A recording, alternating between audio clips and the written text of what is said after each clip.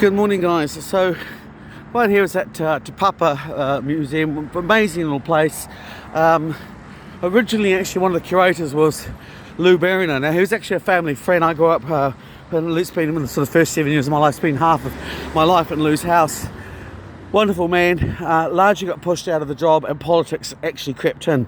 And largely that's been the sad side about Te Papa, is that, it's been part of this whole sort of revisionist creating new history. One of the things that was pointed out to me by, I think it's Otis Mace, don't quote me correct last name, but he runs he's a woodcarver in Riverton, descendant from Ngāti Kamaio and Waitaha. He talks basically about going into Te Papa and actually finding the marae front for Riverton down there and writing a letter and actually not getting any reply.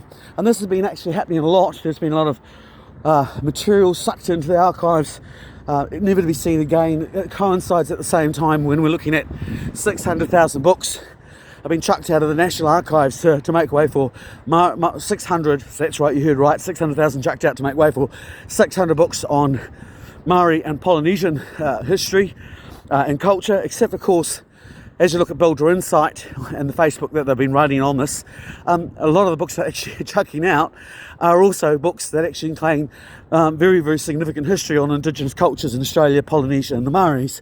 So again, it's just revising the whakapapa story.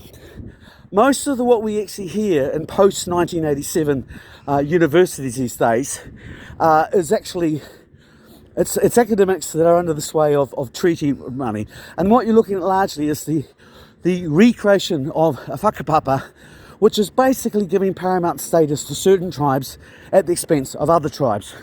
A lot of these tribes have actually been previously aligned with the colonial privateers, such as Ngā Tahu and their relationship with Johnny Jones, the founder of the BNZ, or Tainui, which of course sided with the government during the Maori Wars. Both of these iwis have actually managed to being paid out first, and I've used those resources pretty in a ruthless manner to actually, exert their dominant influence, which I like to think of them as the pre-TPPA, because these are people that at the iwi level have largely sided with the status quo at every single point. Now, as we're marching along, you would have heard things such as the people serving at the Parliament the papers to the marae. Now, my understanding is the people that serve those papers, which one of those little tiny key significant things, which they forgot to mention on the news, was the group that are actually serving those papers. They're linked to people that have also been involved in the Shelley Bay occupation, sort of out that way. And this is the sort of whole situation. What we're seeing now is the battle between Hapu and Whānau as Maoris around the country begin to realise that the iwi does not always have its best interests at heart. We know in the Treaty of Waitangi 1835, 1840 definitely involved the Hapu Rangatira. The iwi is again one of these sort of post-Governor Grey, brought in by let's call them what they are. They're the Freemason Maoris. These are the Maoris that people like Donald MacLean, who was the Grand Master for the North Island, brought into his inner circle. He brought them into the lodge, he rewarded them, sent business their way, and in return, when there were land claims that were contesting ownership of land that had been supposedly sold by Maori owners to colonials like McLean, these guys would turn around and actually say, oh no, that's our land, and we're all cool with it, when they didn't actually own that land. Interesting enough, when you look at the documentation of a lot of this, it's actually the inquiries which they held, which again were overseen by Donald MacLean, so it's like sending yourself to investigate yourself, largely took part in Masonic halls. Now, the problem is that we have in New Zealand today is that when you go over to the United Kingdom, which is a lot older and your public generally show a little bit of degree of political sophistication that our middle class or middle New Zealand lacks, they fully understand how the lodge itself, and especially the higher ends of the lodge, have been used as a conduit for nepotism and basically the pushing of Tory aristocratic ways. We're seeing the same thing happen here in New Zealand's history, also happened in Canada, happened in fact anywhere, even Fiji. There was the one about Fiji is the 1930s, where the Fijian sector of the KKK. Yes, you heard correct. We've been shown using the signs of friendship society. So there was that link long way backwards. A good example of this, of course, is the signing of the the painting depicting the signing of Waitangi, which is 1932. I can't remember the guy's name. Fizzle's done a copy of it, and he's did an updated version in 1954, where the cloaks actually were now containing squares and triangles from the Masonic culture. Now, what we're trying to work towards today is actually get you onto the little bridge. Oh, there we are. That's what we're looking over. We're going to go over there. As you're walking towards that bridge there, you might notice that it's got the twin-headed sculpture, or the twin-headed eagle from the Holy Roman Empire, that whole sort of, the base rock of masonry, and even to this day. And when you lean over there, takes you towards the local iwi, which again is plugged into all these different artists who are providing a lot of these sculptures and putting forward their representation of how things actually roll. Helps if you know a little bit about the art history of these particular artifacts, which is what we're going to do, up and down. I tell you what, it's absolutely fun walking along the waterfront in Wellington. So we carry on. This is where we're looking for. So basically, as you're walking along, I love the octopus says it all, really. All these sculptures are really well worth actually having a look at, because it tells you a lot about the patronage of New Zealand's art scene, and how that's actually in a way a reinforcement of the status quo, and always actually has been. I mean, it's one of the reasons why a lot of these friendship societies, and it's not just Masonry, the Catholics had their own version, they had Opus Dei, largely installed or provided large amounts of sums towards artists, much in the same way that corporations provide money to the media these days to make sure that their narrative is the dominant narrative. So we're walking up the sculpture. Para Matchett is the artist. So this is a guy that spent a couple of years in jail for inappropriate relationships with a younger woman, had other allegations thrown at him, but managed to beat those ones off. But yes, definitely has a creepy little history. And we're walking on over here, and we're walking to the centre of this now all these little weird structures lay out here, the cross, the lever, the Trinity, all of these things are things that you'll see in a Masonic lodge. So basically what you're actually seeing here literally is that whole concept of the incorporation of the iwi politics into the colonial politics, and that actually has always been there.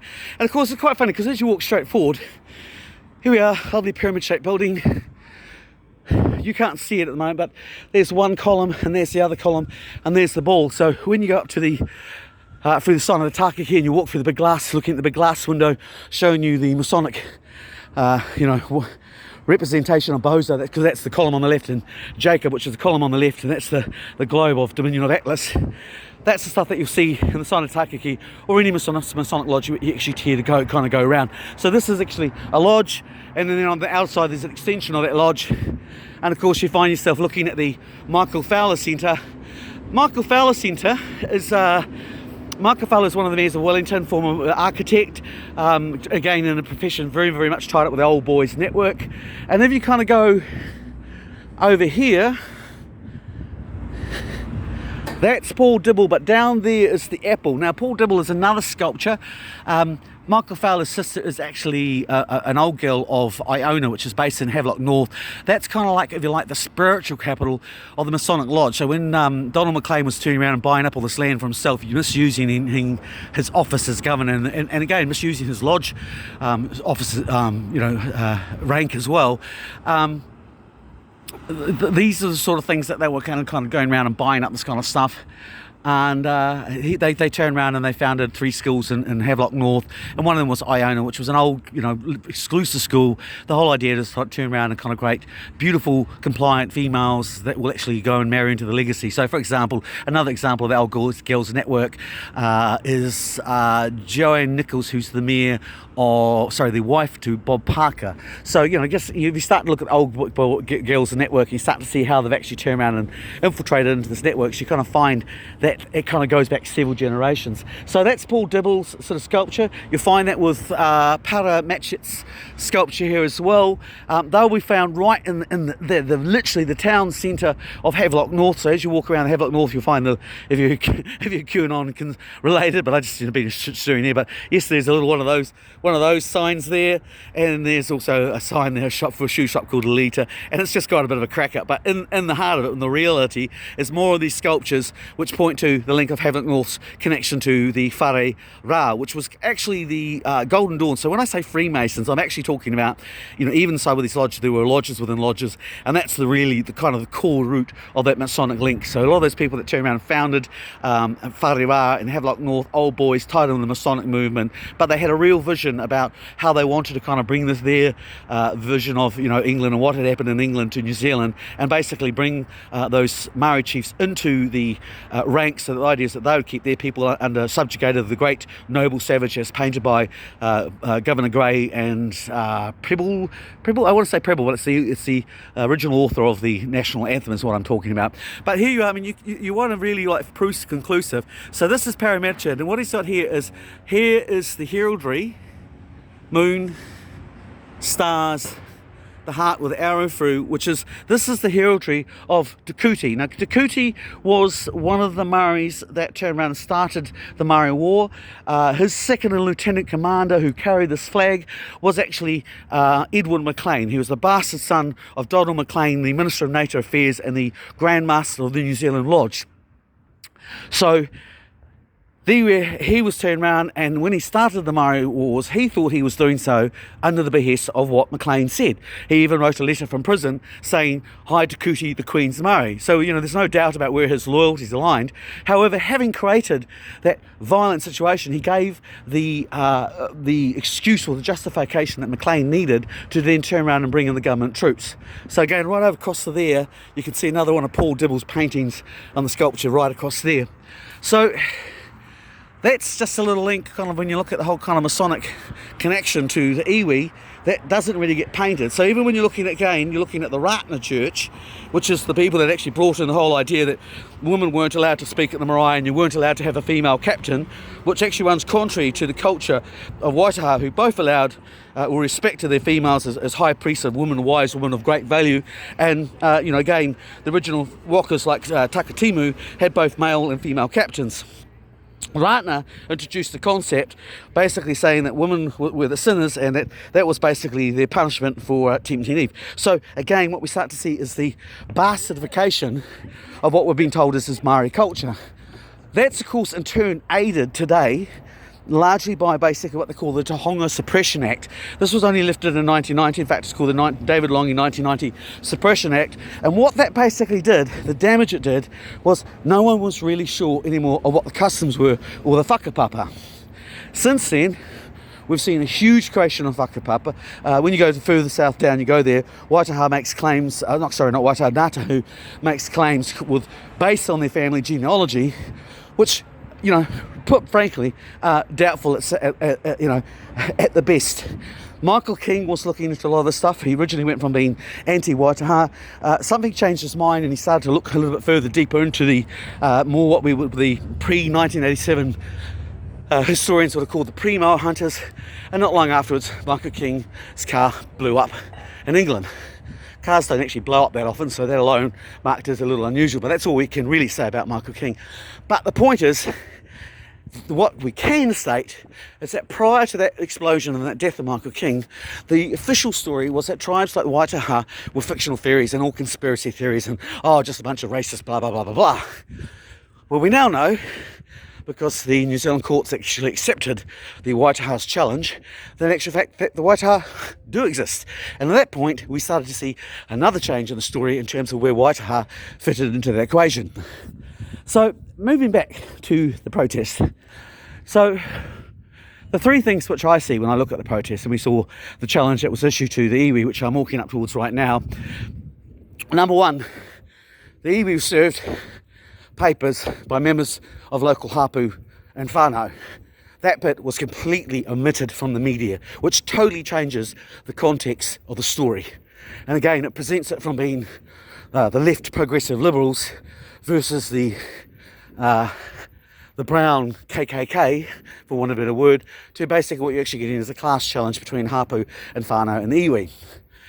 The second point to be made actually out of that aspect of it is that when you turn around and you look at a lot of the cultural aspect of what RAP sees modern day iwis, the symbolism that they adopt, it's not actually indigenous.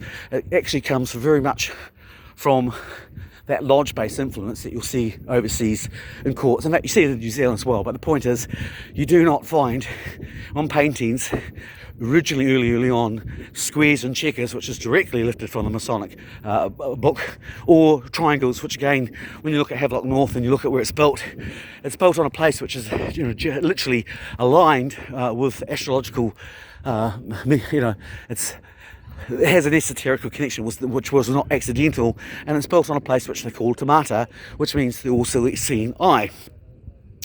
The iwi, again, very much involved with families that are involved in the old school network. So you've got people like Judge Jury, Judge Sion Ellis, who's married into the Fletchers. Of course, the Fletchers were one of the dominant groups that were trying to grab land off the local Hapu at Iumato. So again, this is part of the story which that middle class New Zealand that likes to go down and drink their craft beers, and they even probably wear a tiki, and they like to see themselves as progressive liberals, but really they're ultimately relatively ignorant, and they keep their heads down and swallow whatever they're sold, then that's all good. But in actual fact, it's another form of kind of tacit racism, in my opinion.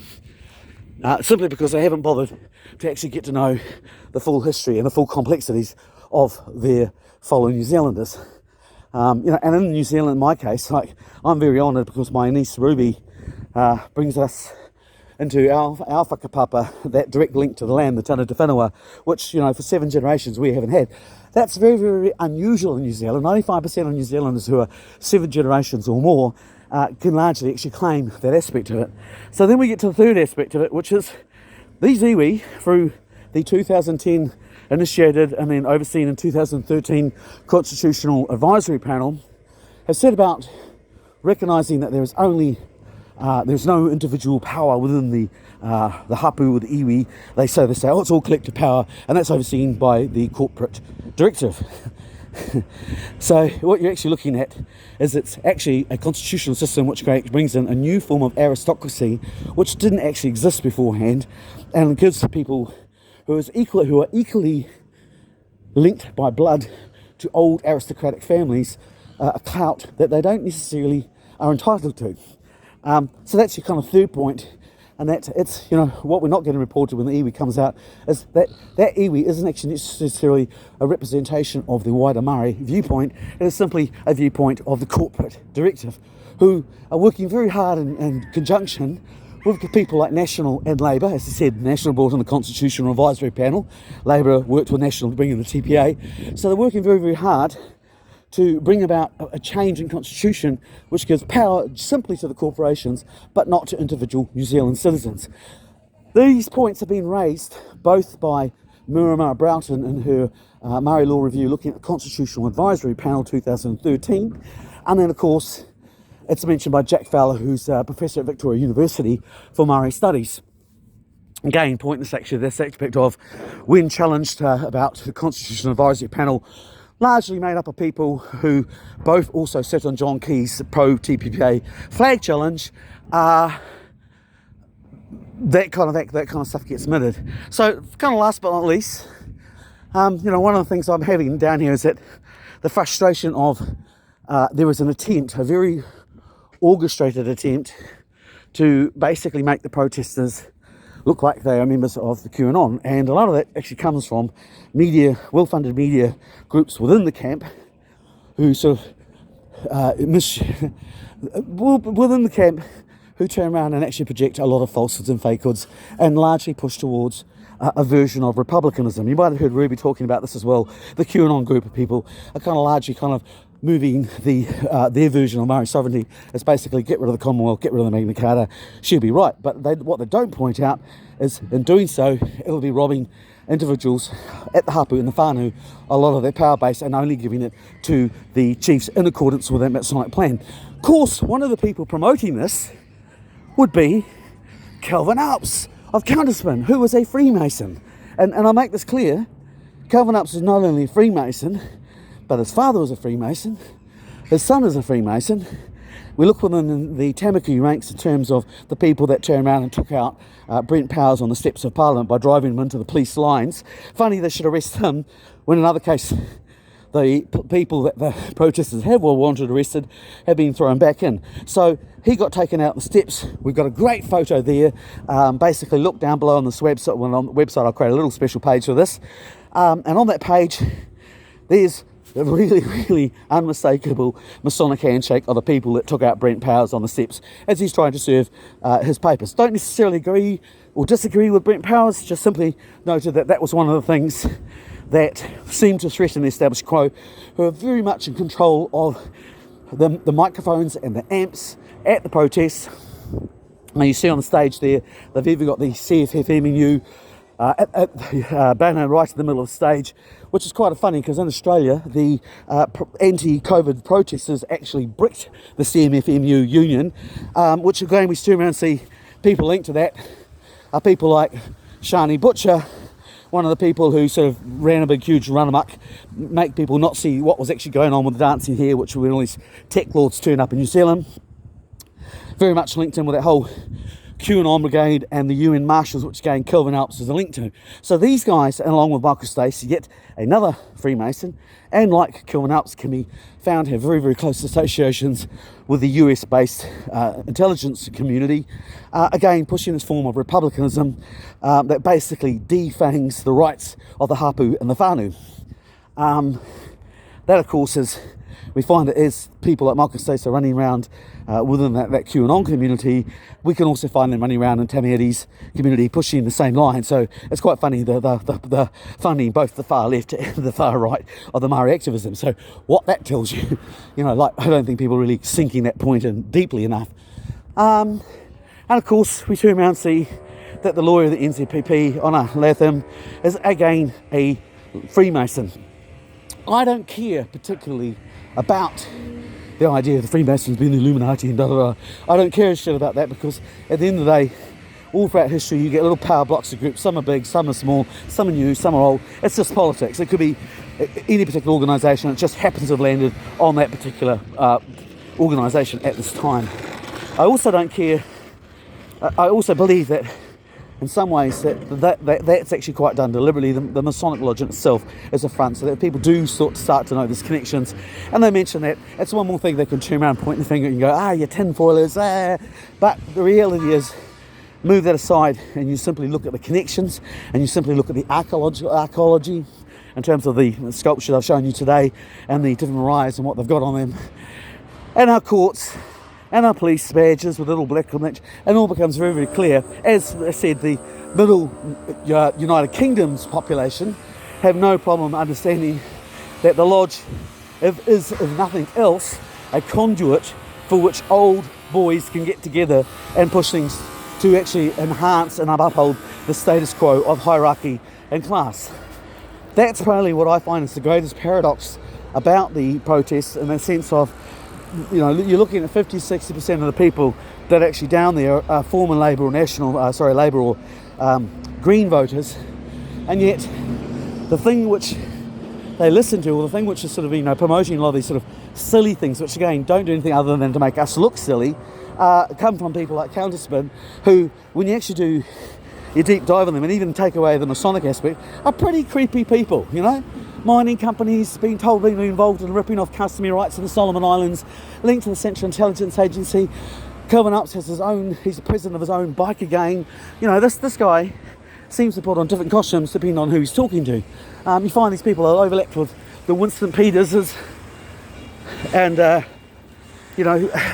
Winston Peters and even again the Helen Clarks, who said to you, Billy T worked for Helen Clark, so did Michael Stace.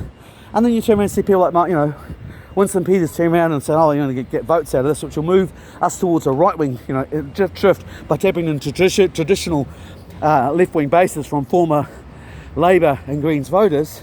But look, what do we find? When we move all the way up to food chain, we've got the Privy Council, which is one of the things that Helen Clark suspended when she was part of the same along with the 1980 Constitution, and she moved us towards this Freemason-style form of republicanism that people like Kelvin Upps are very big fans, and so are Michael Stace.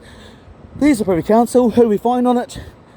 Winston Peters, Helen Clark, Member of Parliamentarians for Global Action, Jonathan Hunt, Don McKinnon, Jenny Shipley, Graham Latimer, whose brother is also a Member of Parliamentarian for Global Actions, you know, and it goes on and on. And so again, we turn around, we start to look at things like the laws, the rights that we claimed on the mandates.